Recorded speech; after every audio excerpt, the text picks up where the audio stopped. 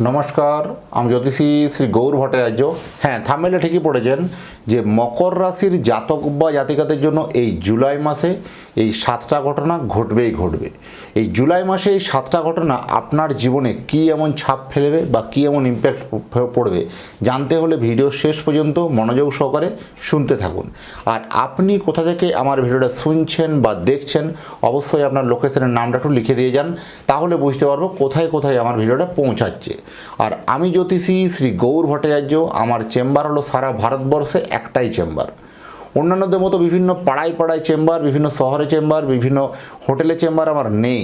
প্রতিদিন আমি একই জায়গায় বসি, প্রতাপবাগান 6 নম্বর সরণি, বাঁকুড়া। যারা আসে আছেন দেখুন উপরে নাম্বার দেখা যাচ্ছে, সেই নাম্বারে অবশ্যই যোগাযোগ করে আসুন। বা যারা অনেক দূরে থাকেন, যাদের পক্ষে আসা সম্ভব নয় বা আসতে পারছেন না, তারা অনলাইন কনসালটেন্সি নিতে পারেন। অনলাইনে কথা বলার জন্য কী করতে হবে, আপনার নাম, জন্ম তারিখ, জন্ম সময়, জন্মস্থান, এই তথ্যগুলো আমাকে পাঠিয়ে দিন। জন্ম তারিখ বা জন্ম সময় কোনোভাবে যদি কনফিউশন থাকে, দুটো হাতের ছবি তুলে পাঠান। হস্তরেখার ওপর বিচার করে আমরা প্রেডিকশান করতে পারবো বা বলতে পারবো। আর আমার কাছে জ্যোতিষ দেখাতে হলে একটা কথা মাথায় রাখতেই হবে যে আপনার সমস্যা বা আপনার প্রবলেমের কথাগুলো আপনি নিজে থেকে বলবেন না, বলবো আমি, পথ দেখাবো আমি। প্রত্যেকটা ভিডিও দেখবেন এই কথাটা বলি আমি। কারণ আপনি যে সময় জন্মগ্রহণ করেছেন সেই সময়কার আকাশের গ্রহ নক্ষত্রের স্থিতি বলে দেবে যে আপনার আগামী দিনের রুট ম্যাপ বা গন্তব্য কোন পথে হওয়া উচিত। আপনি বর্তমাননগর থেকে যাবেন সাফল্যনগর। এই বর্তমাননগর থেকে সাফল্যনগর জায়গায় যাওয়ার যে কাহিনী বা জায়গায় যাওয়ার যে রুট ম্যাপ, তার আগে আপনার অনেকগুলো স্টপেজ আসবে। বাধানগর আসবে, বিপত্তিনগর আসবে, প্রবলেমনগর আসবে।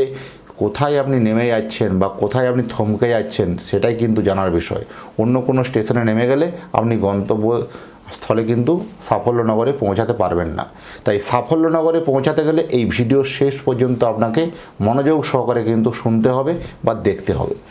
আর যারা ফেসবুক থেকে দেখছেন পেজটা অবশ্যই একটু শেয়ার করে আরও মানুষকে দেখার সুযোগ করে দিন। যারা ইউটিউব থেকে দেখছেন তারা অবশ্যই সাবস্ক্রাইব করবেন, একটু শেয়ার করে আরও মানুষকে সুযোগ করবেন। কারণ আপনার একটা শেয়ার আর একটা মকর রাশির জাতক বা জাতিকাদের কিন্তু জীবন বদলে দিতে পারে। আপনার একটা শেয়ার একটা মকর রাশির জাতক বা জাতিকাদের জীবনে কিন্তু একটা পরিবর্তন বা নতুন কোনো শিক্ষা কিন্তু আনতে পারে। দেখুন, আগে আমি ফার্স্ট বলবো গ্রহগত পজিশনটা একটু বলে নিই। রাশির দ্বিতীয় স্থানে রাহু, রাশির তৃতীয় স্থানে শনি, পঞ্চমে মঙ্গল, ষষ্ঠে রবি, সপ্তমে বৃহস্পতি, অষ্টমে কেতু। এই রকম একটা গ্রহগত স্ট্রাকচার। হেলথ, শরীর স্বাস্থ্য মোটের উপর কিন্তু ভালো যাবে। যাদের বিশেষ করে আর্থারাইটিস প্রবলেম বা হাড়ের সমস্যা নিয়ে যারা ভুগছেন তাদের একটু প্রকোপটা বাড়তে পারে। বাকি ওভারঅল যথেষ্ট ভালো বলবো। আয় ব্যয়ের জায়গাটাতে কিন্তু আয় আপনার ফাটকা যেমন আয় হবে, তেমনি অযথা আপনার প্রচুর এক্সপেন্স খরচাটাও কিন্তু আপনার সেরকম কিন্তু লেগে থাকবে বা সেই অনুপাতে বাড়বে। আয় এবং ব্যয়ের ব্যালেন্সটা কিন্তু বরং খরচটা বেশি, আয়টা কম, এরকম ধরনের একটা কিন্তু স্ট্রাকচার চলবে। দেখুন, তৃতীয় স্থানে তৃতীয় রাশি থেকে তৃতীয় স্থানে যখনই শনি আসে, তখনই কিন্তু বিভিন্ন রকম কমিউনিকেশন বা যোগাযোগ জায়গাগুলোকে একটু বিচ্ছিন্ন করে দেয়। আপনার বিভিন্ন রকম যাদের আপনার সঙ্গে আদান প্রদান, যাদের সঙ্গে আপনার সম্পর্ক, আপনি যদি ব্যবসা করেন, ধরুন আপনার যে অপোজিট পার্টি যার সঙ্গে ব্যবসা করবেন, ডিলিং করবেন, ব্যবসা করবেন, তাদের কোথাও দেখবেন একটা সম্পর্কের একটা বনিবনান বা নষ্ট হয়ে যাওয়া বা কোনো মতো একটা মিসআন্ডারস্ট্যান্ডিং হয়ে ভুল বোঝাবুঝি হয়ে একটা ডিস্টার্বনেস একটা আসতে পারে। তাই যোগাযোগ কমিউনিকেশনের জায়গাটা কিন্তু ভালো নয়। আপনি কোনো কিছু একটা প্ল্যানিং বা প্রিপারেশন করছেন, ঠিকমতো যোগাযোগ কানেক্টিভিটি না পাওয়ার জন্য আপনি সেই ব্যবসাটাকে গ্রো করতে পারছেন না। বা কর্মক্ষেত্রেও সেম, আপনার চাকরি ক্ষেত্রে দেখবেন বিভিন্ন রকম যোগাযোগ নিয়ে কিন্তু একটা কমপ্লিকেশনের জন্য চাকরি ক্ষেত্রে যতটা পরিমাণ সুনাম পাওয়া উচিত বা যতটা পরিমাণ আপনার কাজ করা উচিত সেই কাজটা আপনার আটকে যাচ্ছে বা হচ্ছে না।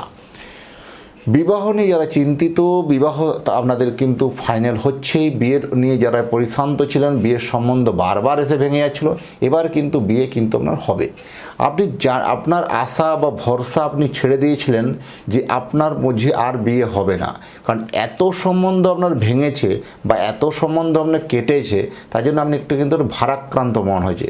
এবার কিন্তু সেই ভারাক্রান্ত মন বা ভারাক্রান্ত হৃদয়ের মধ্যে হাসি কিন্তু ফুটবে, আপনার বিয়ের ফুল ফুটবে, বিয়ের সানাই বাজবে। তার জন্য কি করা উচিত, জন্মছক দেখে পরে সিদ্ধান্ত নিতে হবে। এবং বিয়ের আগে বলবো অবশ্যই জটক বিচার বা কুষ্টিটি মিলিয়ে বিয়ে করতে হবে, না হলে কিন্তু ম্যারেজ লাইফ ভালো হবে না। যদি চান সুখী বিবাহিত জীবন করুন তবে জটক মিলন, কারণ জটক মিলন করে যদি বিয়ে করেন তাহলে ম্যারেজ লাইফের জায়গাটা কিন্তু অত্যন্ত ভালো বলা যায়।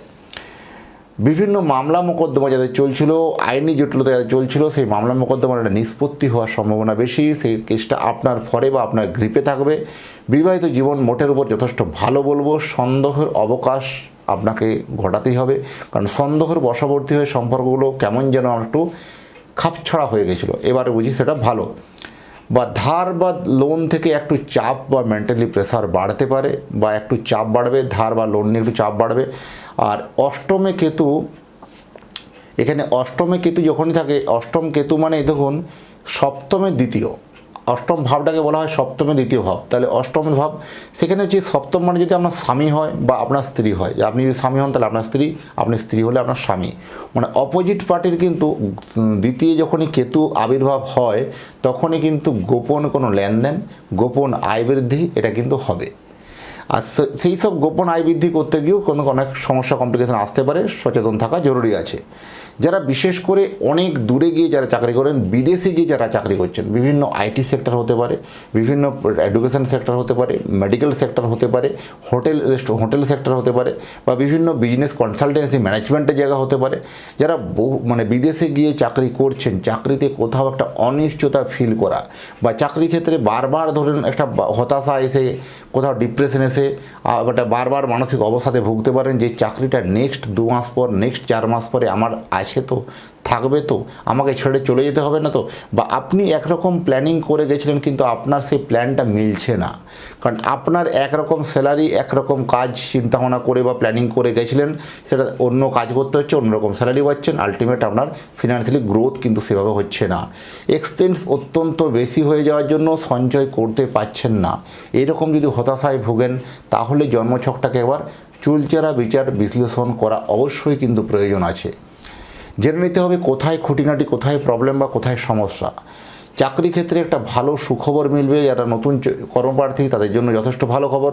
যারা অলরেডি চাকরি করছেন, চাকরি ক্ষেত্রে কোথাও গুপ্ত শত্রুতা বা গোপন শত্রুতা থেকে আপনার মানজস কমিয়ে দিতে পারে, সচেতন থাকা জরুরি আছে।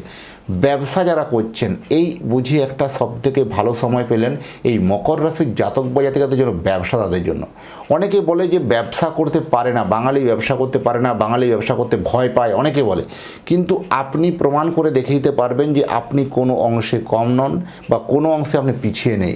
এটাই আপনার সবথেকে প্রমাণ করার কিন্তু সময় এসেছে।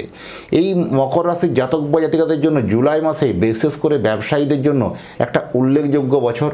এই সময় যারা পারচেসিং কোনো মাল কিনছেন, কেনার ক্ষেত্রে একটু সচেতন থাকতে হবে বেশি করে, বা কোথাও দেখবেন একটু বেশি রেটে কিনে যে বলে আপনার কম রেটে বিক্রি করতে হচ্ছে, এ করতে গিয়ে একটু অর্থের হয়তো প্রফিট ও মার্জিনটা কমে যাবে বা কিছু মাইনাস নেগেটিভ আসতে পারে। তাই বিফোর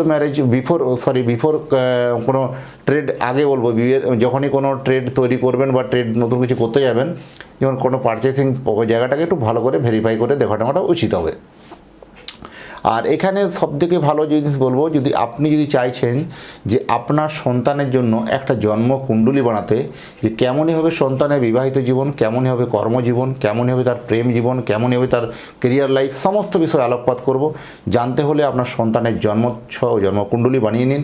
জন্মকুণ্ডলী বানাতে হলে আপনার সন্তানের নাম, জন্ম তারিখ, জন্ম সময়, জন্মস্থান, এই তথ্যগুলো আপনি হোয়াটসঅ্যাপে শেয়ার করুন আমাকে। আপনি পৃথিবীর মানচিত্রের মধ্যে যে কোনো জায়গায় থাকুন না, সেখানে আপনাকে বাই পোস্ট দ্বারা আপনাকে পৌঁছে দিয়ে আসবো।